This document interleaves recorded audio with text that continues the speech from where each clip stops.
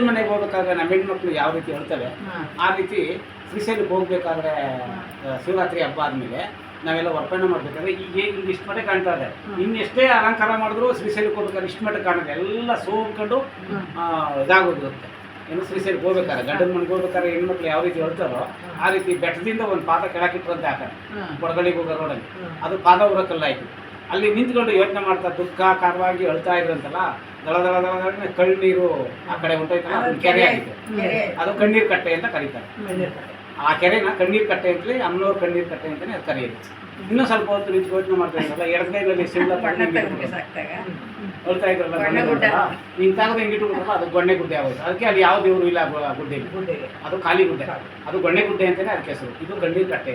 ಶ್ರೀಶೈಲಕ್ಕೆ ಹೋಗ್ಬೇಕಾದ್ರೆ ಅಮ್ಮನವ್ರು ಈ ಕಡೆ ಹೋಗ್ಬೇಕಾದ್ರೆ ಅಳ್ತಾ ಹೋಗ್ತಾರೆ. ಆ ಕಡೆಯಿಂದ ಬರ್ಬೇಕಾದ್ರೆ ಹೆಣ್ಮಕ್ಳು ಯಾವ ರೀತಿ ನಮ್ಮ ಮನೆ ಬರ್ತಾರೆ ನಗ್ನಗ್ತಾ ಬರ್ತಾರ. ಈಗ ನಗ್ನಗ್ತಾ ಬರ್ತಾವಳ. ಆಗ ನಮ್ಮ ಮನೆಯಿಂದ ಹೊರಡಾಗ ನಾವೇನೇ ಅಲಂಕಾರ ಮಾಡಿದ್ವಿ ಇಷ್ಟು ಮಟ್ಟ ಕಾಣುತ್ತೆ.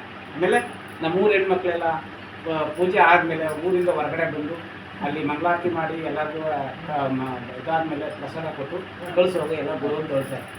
2 ದಿನ ಆಯಿತು, ಇನ್ನು 2 ತಿಂಗಳಾಯ್ತು ನಮ್ಮ ಮಗ ಮನೆಗೆ ಬರೋದು, ಹೋಗಿ ವಾಪಸ್ ಬರೋದು 2 ತಿಂಗಳಾಯ್ತು ಅಂದ್ಬಿಟ್ಟು ಅವರು ಕಣ್ಣೀರು ಹಾಕ್ತಾರೆ.